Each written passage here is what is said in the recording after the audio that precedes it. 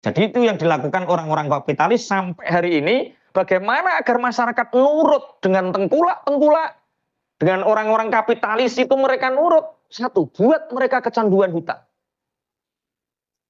Orang terlilit, mbok piye-piye lah, nggih wae, Pak. Sungguh ya gue tahu diutang ya. Makanya belajar malam ini dari kaum Madian sebelum kita dihancurkan, yaitu belajarlah menjadi orang yang berdaulat, mandiri, dan berjaya. Dengan apa? Jangan sampai kita terbelenggu. Sehingga kita menjual, loh orang ini orang loh. Wong aku ora butuh duit loh. Loh wong gelem didol, dijual, dibeli dengan harga yang murah. Itu karena dia sangat butuh. Wong wayah tanggal 17 digawe, tanggal 16 dituku. Bismillahirrahmanirrahim. Makanya belenggu hutang itu Masya Allah. Belajar malam ini semoga kita semua tidak punya hutang. Allahumma. Normalnya orang itu ya kerja kemudian nabung itu normal. Orang seperti ini orang merdeka. Gabah murah, murah ya dimben toh, rasa didol, wong murah. Aman kan? Semua orang kalau punya kedaulatan seperti ini, harga murah larang, aman nggak? Aman wong duwe tabungan. Ketika harga murah dengan sangat terpaksa dijual, itu karena dia punya utang. Yo tanggungan urip ngono. Utang sing wis kadung sepaneng utang deh. Curhat. Makanya sekali lagi ya, ayo hilangkan belenggu apapun yang berkaitan dengan hutang.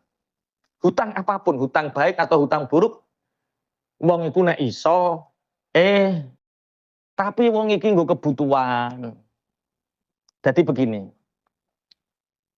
Orang itu kalau sudah seneng hutang itu akan menjadi candu. Hutang itu seperti minum kopi. Asalnya untuk kebutuhan, tapi ketika kebutuhan sudah selesai dan lunas, kok enak yo kepingin utang maneh. Hutang lagi. Lunas, hutang lagi. Kadang belum lunas, hutang lagi. Oh yo kok tambah enak yo. Oh hutang lagi. Akhirnya 1 minggu nyicil 3 kali. Loh kok enak yo semangat, hutang lagi. Yang kedua, hutang itu memberatkan. Asalnya kelihatannya buat semangat kerja. Saya punya hutang itu untuk kerja biar semangat nyauri. Bukankah Rasulullah pernah bersabda bahwa kalau orang kerja semangat karena nyauri hutang itu akan dimudahkan. Iya itu hutang sing temen, ora kok hutang profesi ora. Orang yang menanggung hutang itu hidupnya semakin berat. Semakin berat, semakin berat. Kenapa berat? Karena penghasilannya tetap, kadang turun, sedangkan hutang semakin tinggi. Kok meneng toh sampean? Wah, bahas utangi modeling ngono sampean. Biasa. Halo? Sewet deh. Wes lunas wis telu. Wes insyaallah lunas. Belum. Ini kenapa asal usul ayatnya itu satu sembah Allah tauhid. 2 jangan ngurangi timbangan, jangan ngurangi takeran. Kenapa masyarakat secara umum itu kok takeran dikurangi mau, timbangan dikurangi mau? Ya karena mereka terlilit dan butuh. Berarti mereka itu punya senengane utang dan punya cicilan. Sehingga orang yang punya utang dan punya cicilan ini mereka tidak akan pernah bisa merdeka dan berdaulat. Nyimpen beras ora wani, nyimpen gabah ora wani, nggak berani karena apa? Iya, pingin tambah naik tuh piye. Oke. Kemudian hutang itu membuat siapapun akan terhina. Secara individu, kalau individu itu punya hutang pasti terhina. Petuk wonge dek. Masa diperintah, secara individu terhina, secara kelompok terhina, bahkan negara yang punya hutang pasti terhina. Berarti negara yang berdaulat, negara yang berjaya itu negara yang tidak punya hutang. Sehingga ora tawadu terus gagah. Lah wong kok tawadu terus ndek hutang. Oke ya, jadi orang yang punya hutang itu hidupnya terhina. Siang terhina, malam tersiksa. Ketap-ketip, ketap-ketip, ketap-ketip, ketap-ketip, ketap-ketip. Bojo mreng, oh, aja setruk dhisik cah kok. Ijek diutang kok wis setruk iki. Ya, aja setruk dhisik ya, lunas dhisik ngono lho kok setruk. Hutang itu candu, hutang itu memberatkan, penghasilan tetap kadang turun, tapi hutang semakin naik. Kemudian hutang itu apa? Membuat orang itu terhina. Tapi kalau usaha nggak punya hutang gimana toh Pak Yai? Kalau nggak ingin hutang, ya apa saja dilakukan dulu. ICT buruh-buruh, startup, ICT nyambut gawe di nabung. Kalau nabung, sudah punya tabungan sedikit tapi belum cukup, maklun. Maklun, sinergi. Tidak harus membutuhkan modal uang. Sinergi, siapa yang bisa diajak kerjasama tanpa kita mengeluarkan uang. Tapi jangan mau dimodali dulu. Bisnis surung karuan iso, njaluk dimodali wong. Akhirnya apa yang terjadi? Duitnya hilang, koncone hilang. Loro karo hilang ngenes. Terus sampai diceritani, ojo ketemu karo Cak Win nopo. Piro-piro bablas duit wis to. Bablas. Padahal sebenarnya Cak Win orang baik. Tiap malam sholat tahajud. Hanya saja dia kurang ilmu tentang upgrade pekerjaan. Sehingga tahu-tahu jaluk investor. Jaluk, wah ini seperti ini, seperti ini, seperti ini. Ada catatannya Cak Win, enggak, ini pokok itu ide. Pekerjaan bukan ide, pekerjaan hitungan pasti. Ada datanya. Wes. Ya itu caranya, kerja dulu nabung. Kalau enggak sudah bisa nabung sedikit-sedikit, nek sampean iso bisnis, pasti iso sinergi. Iso maklun dan lain sebagainya. Cari vendor yang bisa diajak kerjasama, kok wis iso bisnis, baru jalan. Sekarang kan enggak, cah mahasiswa pinter-pinter saiki. Pinter utang dhisik maksudnya, Pak. Pinter butuhnya wong tuane teko omah, ketoke sarjana kok nganggur, Pak. Sertifikat, Pak, plek langsung 20 juta untuk bisnis kuput. Saomah yo aja kok tragis men yo 20 juta tok ae. Kok saomah. Itu ada fasenya lah. Oke lah. Oke, jadi hutang itu membuat orang terhina. Dan orang yang punya hutang itu mudah sekali berdusta. Iya lek kapan seminggu nek parani koko to. Sesuk to. Waduh aslinya aku wis duwe diingi sikilku ketekuk tak gue pijet. Dari dusta satu ke dusta yang kok senduk-senduki pengalaman tuh. Allah ya Allah. Ini sebenarnya dari hadis, cuma seandainya hadisnya tak bahas, nanti ayatnya nggak sampai selesai, nanti kaum Madian. Padahal kita ingin belajar dari kaum Madian ini. Kaum Madian ini, kaum yang orang-orang kapitalis, orang-orang elit, membodoni masyarakat bawah, sehingga Allah murka. Masyarakat bawah dibuat bagaimana mereka bisa berhutang dan terlilit. Kalau kamu ingin menguasai seseorang, kasih dia hutang. Kok kepingin ngelamar anak wong cah wedok kok angel, wong utangi moro tuane. Kena. Kalau ingin memperbudak seseorang, maka kasih dia apa? Hutang. Kalau ingin memperbudak sebuah negara, kasih apa? Hutang. Di samping itu, hutang itu juga bisa menyebabkan seseorang putus tali silaturahim. Kehilangan teman, kehilangan saudara. Makanya banyak kemarin ada teman pondok datang ke sini. Pak Yai sampean kok pun ketinggal sugih, alhamdulillah dungane sampean. Terus terang aku duwe utang, iki sesuk wayahe nyaur 12 juta. Nek sampean koncoku utangi 12 juta. Tak kandhani. Aku wis roh raimu. Nek tak utangi 12 juta, nyaur urung karuan, kelangan konco yo, kelangan duit yo. Nek aku bokon nafkah, bantu nyoh tak bantu 1 juta. Ora tak utangno. Nek pengin carane luwat nyambut gawe rene tak ajari. Penak menek kowe koncoku utangi 12 juta. Sampai kula ngerti ya. Ada orang parkir di depan pondok, cara jalannya saya tahu. Kalau mau undang pengajian, oh ini mau undang pengajian, tahu ini jalannya. Oh, melakukannya cok ketok. Kok ape utang ono, Pak. Mlakune ketok. Ono wong ape curhat ketok, Pak. Saking kulinane tiap hari, ora kok mengkasah, Pak. Saking kulinane. Oh, iki model mlaku ngene iki ape utang. Model mlaku ngene iki ape curhat, mlaku ngene iki ape ngongkon ngaji ya ngono. Jadi utang itu bisa memutus tali silaturahim, kehilangan duit, kehilangan konco. Ketika orang sudah seperti itu, orang terima konco loh, bojo barang hilang kadang-kadang. Berapa gara-gara kasus corona, ekonomi ambruk, dan kulino diluluh enak karo bojone, akhirnya mereka terlilit. Apa yang terjadi? Hilang penggaweane, hilang bojone. Gak usah sedih, koncone akeh. Nah, ketika seperti itu apa yang terjadi? Orang mudah terjebak dengan perilaku kriminal. Hutang itu menyebabkan orang terkena apa? Kriminal. Kemarin viral siapa itu yang mencuri itu gara-gara apa? Karena ibunya belum makan 3 hari. Bismillahirrahmanirrahim. Yang paling berat itu nanti tertundanya orang masuk surga karena punya hutang. Rasulullah tidak mau mensolatkan orang yang mati dalam keadaan punya hutang. Makanya belajar dari kaum Madian ini, mari bebaskan diri kita itu dari belenggu hutang.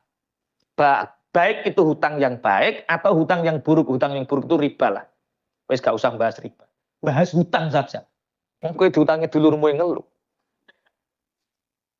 Hidup simplicity, hidup semurah mungkin. Duwene duit 7 juta, kepingin tuku motor, yo 7 juta dapatnya beli bit saja, ora sah nggonto PCX. Duit 7 juta kok nggonto PCX. Sing dibot-boti apa? Utang. Astagfirullah. Dan ini melanda kaum Madian. Sehingga elit Madian ini menyiksa, memperalat orang-orang bawah ketika jual potongane. Wong cilik nek adol potongane gede, wong gede nek adol ora ana potongan terus regane larang, timbangane dikurangi, dan ini membuat murka Allah. Makanya karena kebetulan ini banyak pengusaha ya. Jadi bisnis itu tidak hanya berbicara tentang untung rugi, tidak hanya berbicara tentang banyak dan sedikit.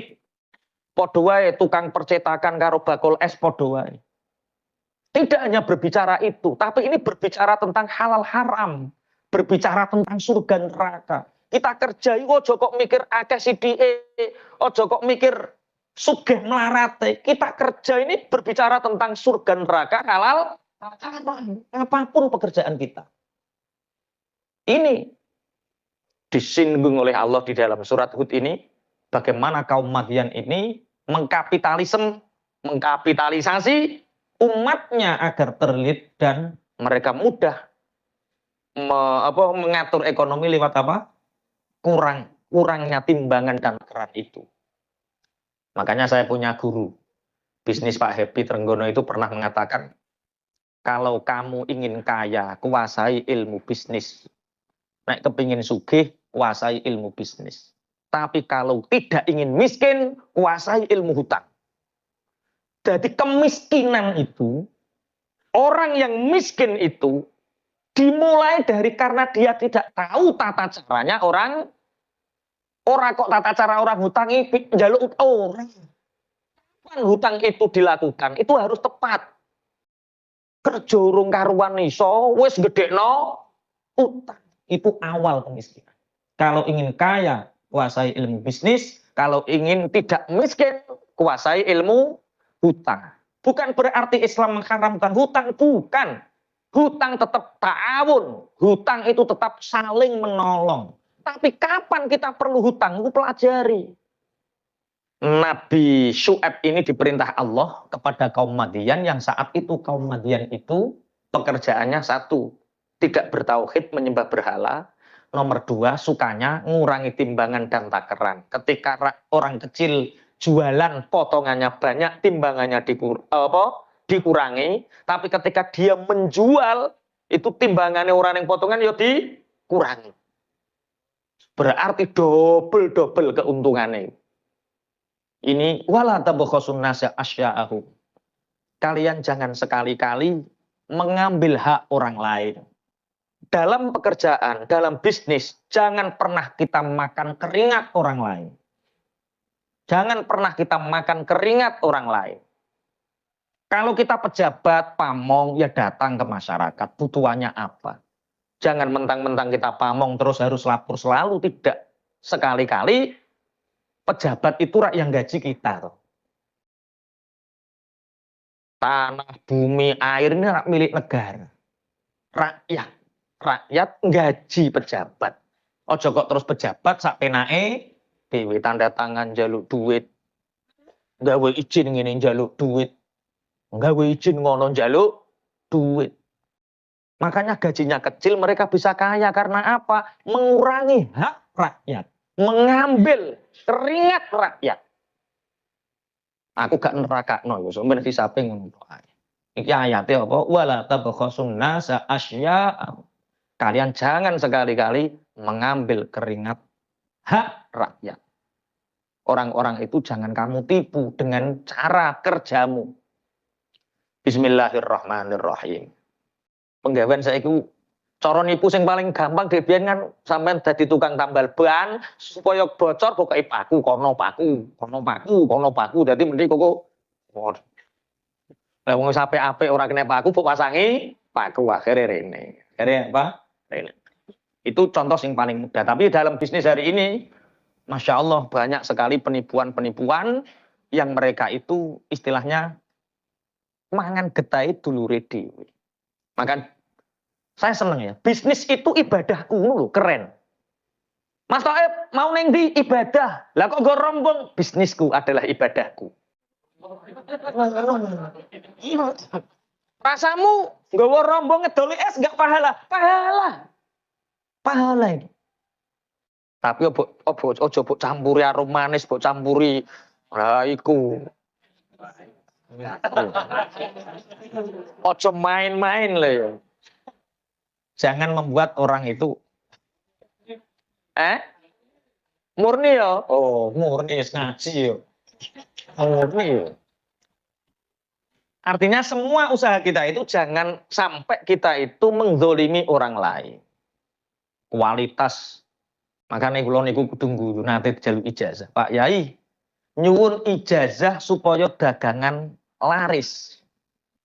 Dagangan apa nggih, Kak? Makanan Pak Yai sadean teng warung. Gampang. Ijazah siji lakoni. Masakane enak. Nek adol sing murah. Sing ladeni sumeh. Sapa sing muni bakule ayu?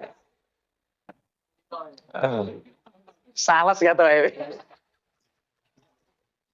salah sing digoleki warung sing ayu wae. Ukti ae. Astagfirullah. Orang-orang ora masuk lah. Wala tabakok. Jadi bisnis itu ibadah. Di mana tujuan bisnis itu membantu mencukupi kebutuhan orang lain, itu bisnis. Dasar bisnis seperti itu. Orang lain butuh apa? Penuhi. Kita menolong, membantu kebutuhan mereka. Bukan menzalimi mereka. Jangan diartikan sing penting duit. Bisnis tidak hanya berbicara tentang uang, tapi rezeki. Berbicara tentang surga, neraka, itu bisnis.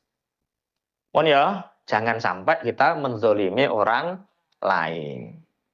Termasuk sing duwe karyawan, terus Kanjeng Nabi bayar upah buruhmu sebelum kering keringatnya. Dadi bos kok. Golek anak buah kok nguri, ulah ngarep. Bos, wis 3 dino gak bayaran, bos. Apa lu aku sesuk. Bos. Ono to bos model ngono. Bos martabak iku piye? Aman ya, aman.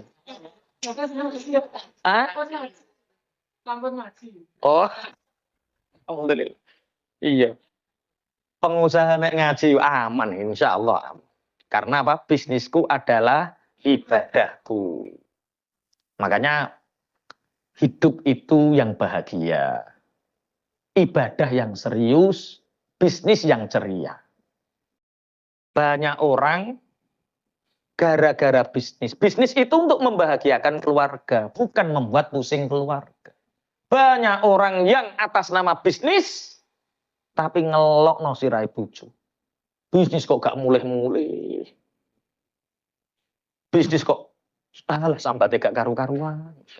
Pun ya wala tabakhasun nasa asya'ahum wala ta'tsaw fil ardi mufsidin.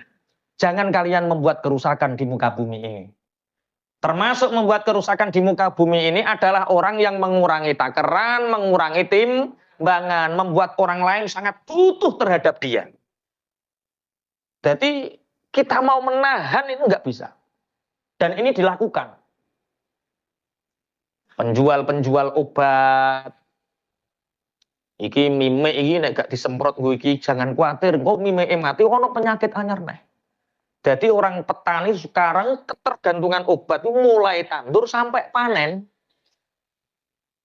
Sampai seandainya kita terlambat nanam saja, Batai Pulau Ponorogo sak hektar gak panen karena terlambat 3 minggu.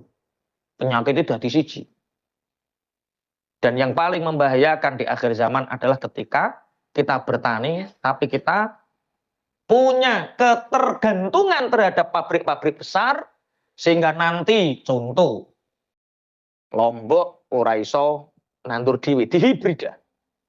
Ketika padi sudah dihibrida, itu diambang. Ketika petani tidak bisa menanam dengan jerih payahnya sendiri, punya ketergantungan. Nanti nek pari ku iso hibrida. Hibrida itu sing apa? Ora iso ditandur neh milih. Sekali tanam. Ketika tanaman kita semua sekali tanam dengan iming-iming hasil yang lebih banyak. Bayangkan ketika kita terjadi chaos. Sehingga kita punya ketergantungan. Dan itulah namanya penjajahan. Lah ya wong nandur kok sing ditandur ora iso ditandur. Dan itu sebenarnya yang paling membahayakan ketika kita punya ketergantungan. Asal muasal kaum Madian ini karena apa? Ketergantungan. Sehingga itu sing diarani wala ta'tsaw fil ardi. Yo bisnis, tapi aja ngrusak donya ngono wae. Yo pengen bisnis obat, yo pengen bisnis obat, tapi aja gawe virus ah, ngono lho, Pak. Kandhane grupmu farmasi iku. Iya, kalau yang mengembangkan farmasi penemuan monggo, dengan obat monggo, tapi aja gawe penyakit sing disebar ning ngene wong terus kowe dodolan obate. Nah, iku jenenge ta'tsaw fil ardi mufsidin, mendatangkan murkanya Allah. Dan ini kan fundamental sekali. Dan hari ini kan semua terjadi. Mulai mangan timbangan. Itulah bisnis bodong sak piturute. Insyaallah, itu sama yang terjadi dengan kaum Madiyah. Pesannya Nabi Syuaib napa? Baqiyatullahi khairul lakum in kuntum mu'minin. Apa yang telah Allah berikan terhadapmu melalui rizki, tanpa menipu, tanpa kecurangan, itu akan kamu bisa nikmati kalau kamu orang yang beriman. Bisnis nipu, sudah nggak bisa menikmati, hidup nggak tenang. Mungkin uangnya banyak, anaknya narkoba. Mungkin uangnya banyak, tapi ra kena dinggo bojone. Kleng-kleng. Nek turu bengi tahap ketip ra kena dinggo. Yo alo, ngene iki sehat.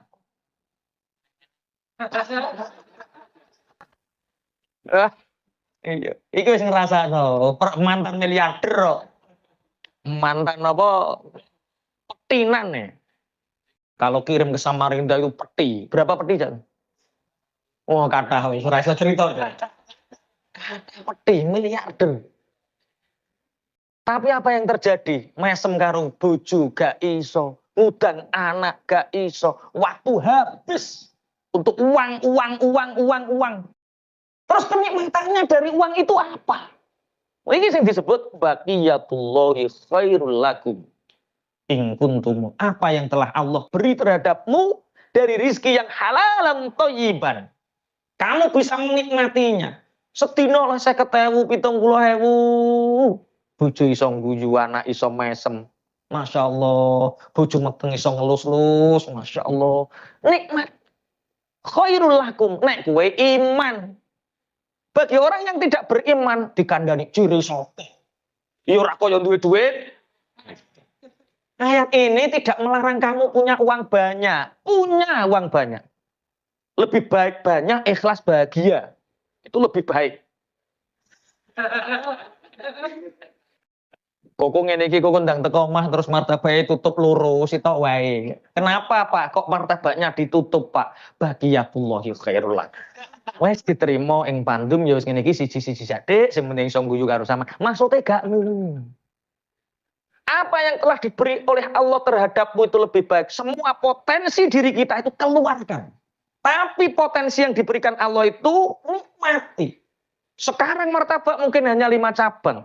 Tahun depan 30 cabang enggak apa-apa. Tapi kesele ora tambah, bagiane nambah, duitnya nambah. Sing ora nambah kesele tok iki lho. Jadi apa? Apa yang Allah beri terhadap kita dari rezeki yang halal kita bisa menikmati, kita bisa istilahnya menjadikan rezeki ini wasilah kita banyak bantu orang. Kalau martabak 5 cabang baru bantu 10 orang. Kalau 30 cabang bisa bantu 60 orang, 60 keluarga. 60 orang yang anaknya nanti dipondokkan, penerus sujud. Masya Allah itu bagiyatul khairul laku. Semua potensinya dikeluarkan, rasa syukurnya ditambah, bahagianya ditambah, ibadah yang serius, bisnisnya ceria. Lah dene kok tambah pertentangan ngene mikir ngeluh ya aja nambah dhisik, urung wayahe. Ketika kullun muyassarun lima khuliqalah. Kalau Allah ingin kita punya cabang 30, berarti Allah membuat kemudahan itu. Allah ngirim orang untuk Pak Hadi, ini saya mau ikut kerja gimana Pak Hadi, carikan pekerjaan. Lah buka dengan dem ya. Nggih moto kullun muyassarun lima khuliqalah. Tapi ngene lho, Cak. Gerobake iku aku urung duwe gerobake. Ngapunten Pak Hadi, bapak kula niku tukang kayune nggih kathah. Dimudahkan sama Allah. Ya wis nek tak kiringi bahane gawe gerobak dhewe oh nggih buka cabang kono. Iku kullun muyassarun enteng. Syukurnya ditambah, bahagianya ditambah, ibadah makin serius, bisnisnya ceria. Rata-rata gimana? Orang itu kalau bisnis petentengan. Semangat, petentengan, pinter nyambut gawe tapi gak duwe-duwe. Iku jenenge pinter kerja iku, Pak. Ya saiki akeh wong pinter kerja, tapi gak duwe duit iku pinter pergawe. Bagiyakullahi khairul lakum in kuntum mukminin. Makanya kenapa gandengannya mukminin? Mukminin itu orang yang beriman. Orang yang beriman itu orang yang punya keyakinan. Kadang orang tergesa-gesa hutang itu karena dia tidak yakin besok dia bisa makan. Kadang orang-orang yang terlilit hutang itu karena dia tidak yakin bahwa akan ada pertolongan setelah itu. Bagi orang-orang yang beriman, orang yang punya keyakinan cukup rezeki dari Allah yang halal tanpa melakukan kemungkaran, tanpa mengurangi takaran timbangan, tanpa menipu orang, Allah memberi kecukupan. Coba bayangkan. Kita bayangkan orang-orang ngapunten nggih, ngapunten, orang-orang yang fasik, orang yang suka menipu orang itu Masya Allah, yo lelah loh, mereka itu lelah. Lelah untuk tidak ketahuan menipunya. Lelah untuk mendapatkan uang tapi dia juga tidak memanfaatkan uangnya. Dengan orang yang leha-leha, ibadahnya serius sama sebenarnya. Rezekinya tetap sama. Hidup yang bahagia. Ibadah kok ceria? Serius. Ceria. Ibadah yang serius, bisnis yang ceria. Jangan anggap bisnis itu menjadi beban. Orang rombong lanang nyambut gawe petakilan angel nyambut gawe ku. Angel ngawangel. Lah yo ciri mergawe kanggo bahagiakno keluarga. Keluarga tambah susah. Bisnis dengan ceria. Yang serius itu apa? Ibadah. Karena kita ini nanti akan mengalami masa yang sebenarnya yang serius itu di akhirat. Pun wa ma ana alaikum bihafiz.